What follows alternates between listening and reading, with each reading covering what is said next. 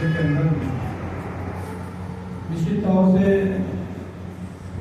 मुझे थोड़ी थोड़ी जानकारी से पहले भी अपने कुछ प्रतिनिधियों के द्वारा मिलते रही है,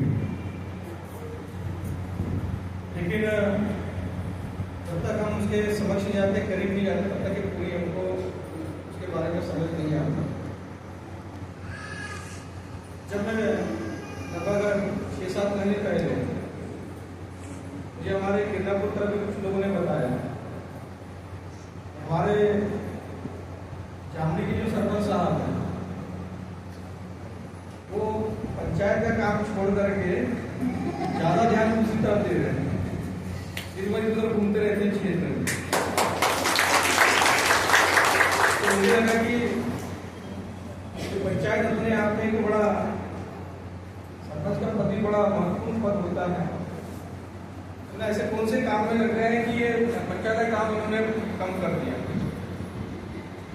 एक दिन मैंने उनसे चर्चा किया, मैंने उनसे बोला कि भाई इस तरह की बातें आ रही है गाँव से, आप क्या काम कर रहे हैं। तो बोले, उन्होंने मुझसे कहा कि भैया एक दिन आपको मैं बताऊंगा मैं क्या काम कर रहा हूँ। मैंने उनसे कहा कि ठीक है, आप अपना काम तो करो ही करो, लेकिन साथ साथ में पंचायत का भी काम करो, कि उन्होंने आपको प्रतिनिधि बना के भेजा। तो अब दोनों ही है, सुबह के समय में जितना समय जैसे हम लोग 12-1 बजे तक के घर में रह करके अपना पूरा काम निपटाते हैं, पब्लिक से भेंट होती है, उनकी समस्याएं सुनते हैं, उसको निराकरण करने का प्रयास करते हैं। तो फिर उन्होंने यही काम प्रारंभ किया और बहुत लंबे समय से मैं देख रहा था कि हमसे हमारी बहन दानी जी जुड़ी हुई है, ये भी पूरे जिले भर में घूमती है, अलग अलग जगहों में जाती है। मुझे ये लग रहा था कि आप सिर्फ पत्रकार हैं, लेकिन जब इस फाउंडेशन के माध्यम से मुझसे मिली, मुझे कहा कि हम एक बड़ा कार्यक्रम आयोजित कर रहे हैं, उसमें हम आपको आमंत्रित करेंगे, आप हमको समय दीजिएगा। और फिर उसके बाद में आज 7 तारीख का समय लगभग तय हुआ, और जब कल आमंत्रण देने के लिए मेरे निवास पर आए, उसी समय उन्होंने बहुत सारी बातों को मुझे बताने का प्रयास किया, क्योंकि और भी लोग थे, इसलिए बहुत कुछ चीज़ों को एकदम से नहीं समझ पाया। तो उन्होंने बार बार हमारे दुबे जी, सुशांत जी को बोला कि कल आएंगे तो बाकी बातें छोड़ दो, कल भी तो कुछ बता सकते हैं चल रहा है कल। निश्चित तौर से फिर मेरे दिमाग में एक और चीज आई, और जो चीज उसको प्रत्यक्ष बोल तो ज़्यादा अच्छा रहता है। फिर मैंने आप लोगों से कहा कि कहीं ये उस तरह का तो प्रोग्राम नहीं कि पहले बहुत ज़्यादा चलता था स्वदेशी, फिर उसके बाद में आया एमवे, फिर आया आरसीएम, और ना जाने कितने सारी चीज़ें इस तरह की प्रारंभ हुई, बहुत सारी चीज़ें प्रारंभ हुई। और वो जब प्रारंभ हुई तो हमारे नौजवान युवा पीढ़ी जो है, जिनको रोजगार की आवश्यकता रहती है, उनको उसमें लाभ, सत्ता का लाभ नहीं मिला। और हमारे बहुत बड़े नेता रहे यही थे, जो बड़गांव का ग्राम पंचायत के सरपंच रहे, आप में से ज्यादातर लोग जानते होंगे, माननीय विलास जुगाले, वो जुड़े एमवे से। और जब वो जुड़े तो एक दिन मेरे यहाँ पर आए और मुझसे उन्होंने बताया कि ये इस तरह का प्रोग्राम है और हम लोग कर रहे हैं। तो मैंने उनसे कहा कि भैया मैं नहीं कर पाऊंगा। अब उनको मना करना भी एक बड़ा कठिन काम था, इतने बड़े शख्स को। पूरा समझने के बाद मैंने उनको मना कर दिया। अब उस समय में कुछ दिन बाद, 2-3 महीने बाद दीपावली की सफाई चल रही थी, तो मैं भी कुछ सफाई काम में लगा हुआ था। अपनी अपनी चीज़ों को सब अलग अलग करके सफाई करके फिर से रखना रहेगा।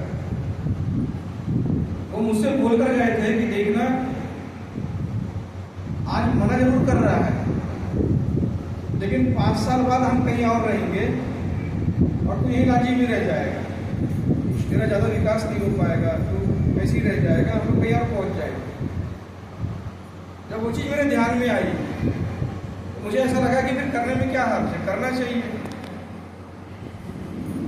और जब करना चाहिए बोला गया, मैं खुद सोचा मन में कि करना चाहिए, तो फिर मैं उनको सीधे फोन लगाया। मैंने बोला भैया कब आने वाले? बोले मैं हफ्ते भर के अंदर भी आऊँगा। तो मतलब आप आएंगे तो बैठ पाएंगे। और फिर हम उस एमबीए से जुड़े। और जब एमबीए से जुड़े तो मुझे सीधा वही चीज प्रश्न किया कि ये एमबीए तो किसी आरसीएम जैसे तो नहीं, क्योंकि इसमें क्या है कि हमारे लोग फंस जाते हैं। और इसलिए क्योंकि हम जब ऐसे मंचों में आते हैं तो हमारे अपने लोगों को बताने की भी आवश्यकता है। इसलिए हमारे अपने लोगों ने जब बताया, आप लोगों ने बताया कि नहीं भैया उससे हट करके, और हट करके है, इसलिए हम जुड़े हैं। हम लोग बहुत लंबे समय से काम कर रहे हैं, इसमें हमको लाभ ज़्यादा है। तो इसलिए कि मेरा जो कड़वा अनुभव था उस समय का इस तरह की संस्थाओं से जुड़ रही है, वो जो कड़वा अनुभव उस समय के हमारा था। हम लोग भी जाते थे नागपुर, जब बड़े कार्यक्रम होते थे, जब मुझे भी स्टेज में बुलाया गया तो सम्मानित किया गया था, पता तो चेक उसके बाद आया। तो मुझे ऐसा लगा कि बहुत जल्दी हम भी करोड़पति बनने वाले।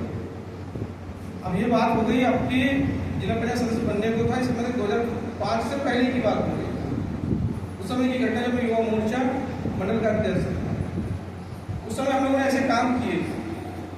और इसीलिए जब हमारे पास में कोई संस्थाएं आती है तो बहुत सोच समझ करके, बहुत परख करके हमको उन संस्थाओं में ज्वाइन होना चाहिए।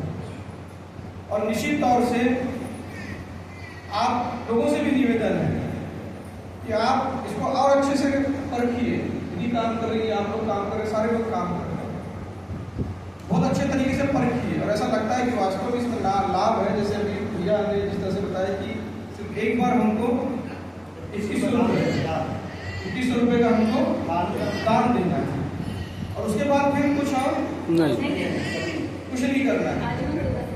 ये आजीवन संस्था है, और उसके बाद में आजीवन संस्था है, और उसके बाद में आप कोई प्रोडक्ट तो बिक पाएंगे नहीं, कोई प्रोडक्ट बेचने वाला काम अपने लोग नहीं करता है। इसलिए क्योंकि देखिए ये कड़वा सच है, बोलना मंच बहुत जरूरी है। बिल्कुल, क्योंकि कुछ समय बाद 5 साल हमारा 10 साल जाने के बाद में हमको लगता है कि हमने गलत जगह हम ज्वाइन हो गए, अगर हमारा 5-10 साल हमारा वेस्ट हो गया। इससे अच्छा है कि हम आज से अपने काम को नई दिशा देकर के उस तरफ लगेंगे तो ज़्यादा अच्छा हो सकता है। तो इस चीज़ को आपने जैसे परखा है, देखा है, समझा है, और आपको लगता है कि वास्तव में इस जगह पे अपने को बहुत लाभ है और मेरे परिवार के लिए, मेरे अपने लिए बहुत बढ़िया है, निश्चित तौर से आप जो UMCA अपना फाउंडेशन है इसको ज्वाइन करें। जीवनदान जिस तरह से नाम है इसका, उसी तरह से आपके जीवन में भी किसी तरह से जीवनदान आपको मिले, ताकि आपका जो परिवार है ऐसी कठिन परिस्थिति में जब आपके परिवार में कुछ कष्ट दुख हो रहा है, बेटी की शादी करना है, कोई बीमार पड़ गया है, तो उस समय में अगर फाउंडेशन आप लोगों की अगर मदद कर रहा है तो निश्चित तौर से ये एक बड़ा फाउंडेशन है, और ऐसे फाउंडेशन को हम सबको मदद करना चाहिए। और मैं मानता हूँ कि हमारे क्षेत्र के लिए एक अच्छा संदेश हो सकता है, या एक अच्छा काम हो सकता है, जिससे हमारे युवा इसमें जुड़े, और निश्चित तौर से इसका पूरा आप सभी को लाभ लें। आज इस अवसर पे मुझे यहाँ आने का जो आप लोगों ने आमंत्रण दिया, स्वागत किया, इस बात के लिए बहुत बहुत आप सबको धन्यवाद देता हूँ।